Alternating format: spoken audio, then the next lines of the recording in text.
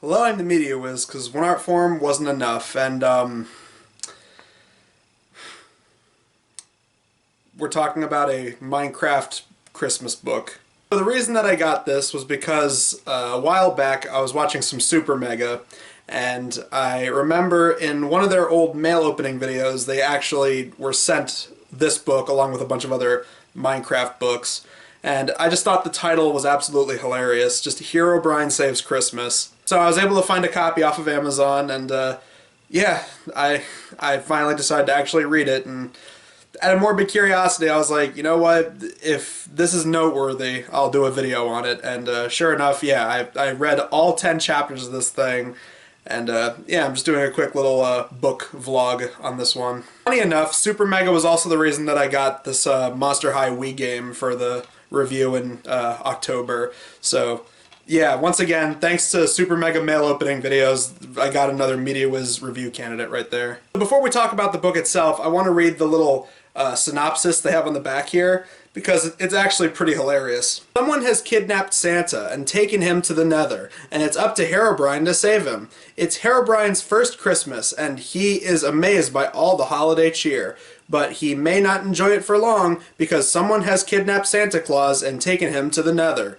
Herobrine will have to go back to his hometown and rescue Santa from whatever enemy is trying to destroy Christmas. But will they be able to rescue Santa in time for Christmas? Now, from what I just read, did it not sound like I repeated the same thing multiple times? Well, I was up to the challenge, and I read all 10 chapters of this thing within a very short amount of time, and I will admit it is very entertaining, even if some of that entertainment factor was coming from sheer irony. Now, before the actual story itself, another thing I found very interesting was on the front it says an unofficial Minecraft book, and I mean it's made by Scholastic. That's official, and Scholastic, it's also on the back. But I found it interesting because I was thinking, so wait, this was officially put out by Scholastic, but it wasn't. It's an unofficial Minecraft book.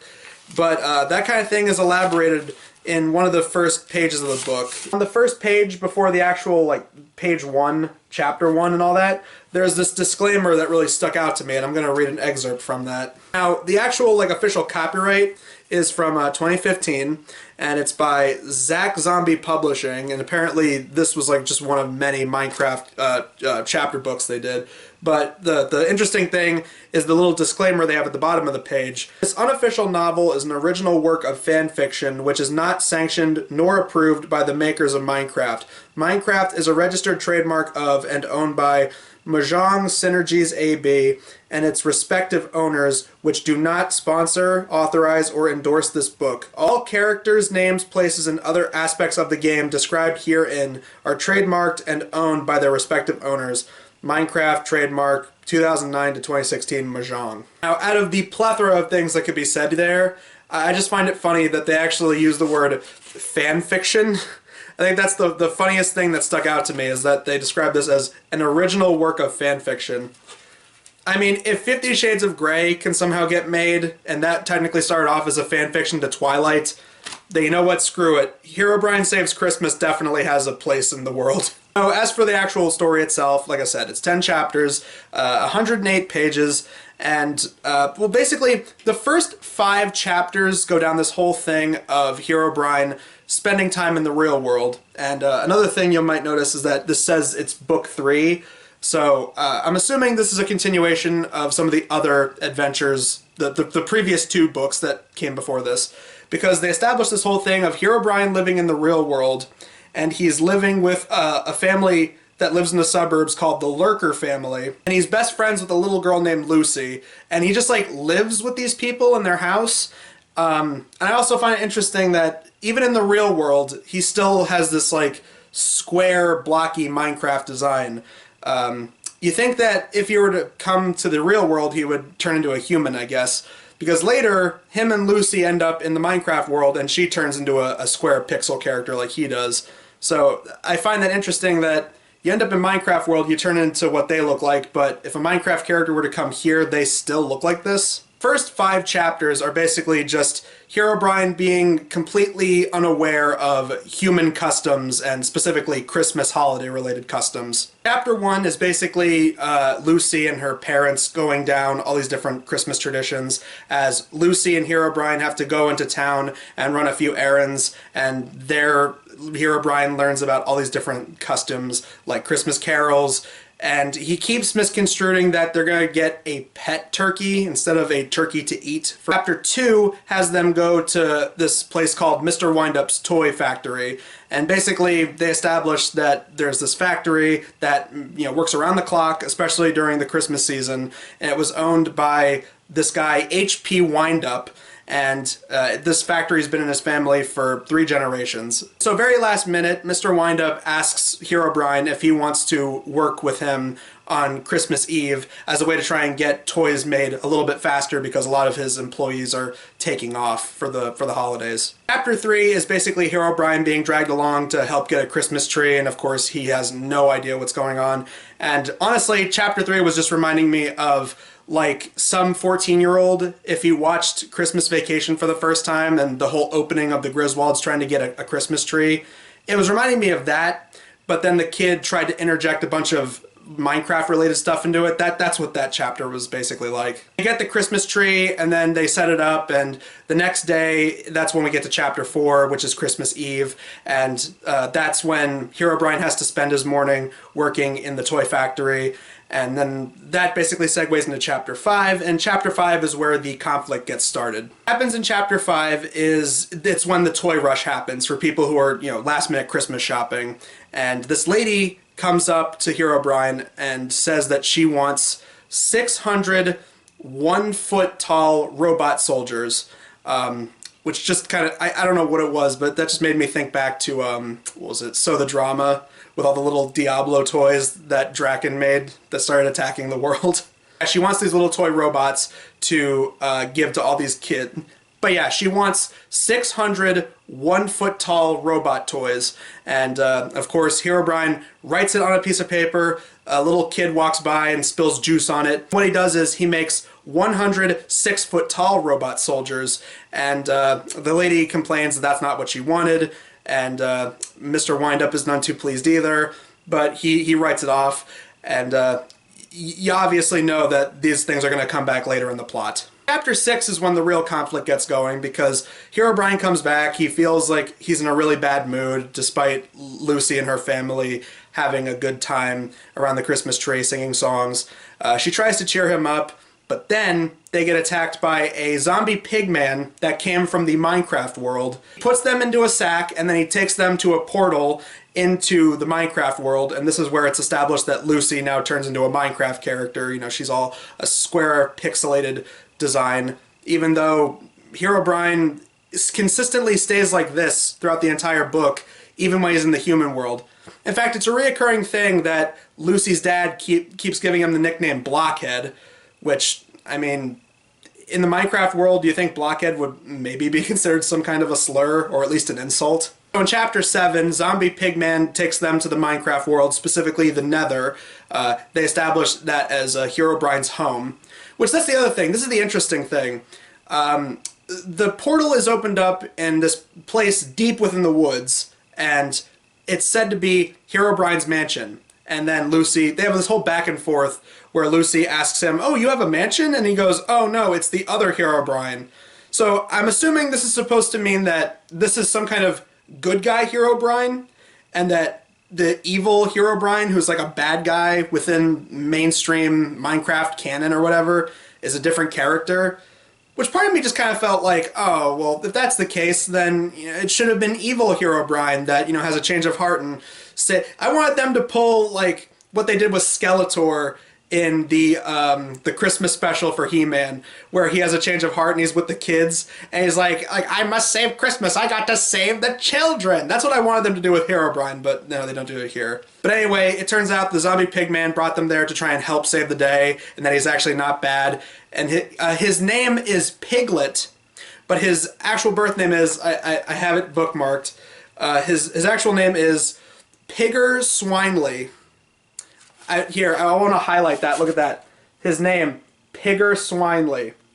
but his nickname is Piglet. Also, I'm going to assume that this right here is supposed to be Lucy in Minecraft form, because that does not represent any other character within the story at all. So the reason Piglet brought them there is because it's the Nether, which is Herobrine's domain, and hopefully they can stop whatever kind of evil creature has kidnapped Santa. And the evil creature that kidnapped Santa is a Wither, which is a creature within Minecraft canon, and it's basically this demonic creature that has 3 heads. And they established that this Wither kidnapped Santa because it was sick of getting lousy presents. And that, like, it's interesting because they have this whole exchange. I'm gonna try and find it. Do you know what this Santa guy has done to me? All my life he has forgotten about me, bringing me nothing but terrible presents, while my brothers got the best presents every single year. I got the worst presents ever, cried the Wither head on the left. You two don't know the meaning of the word unfair, the other Wither head on the right said. Last year, Santa brought me a sled, and I was forced to share it with you guys. I mean, yeah, obviously they're being petty about this, but I mean, a sled sounds like a pretty good Christmas present, all things considered. I mean, it's better than getting coal. So yeah, basically they kidnapped Santa and are holding him prisoner in the Nether, and Santa just seems completely unfazed by this. Like, you see how they kidnapped Santa in Nightmare Before Christmas and how he was like really freaked out the whole time?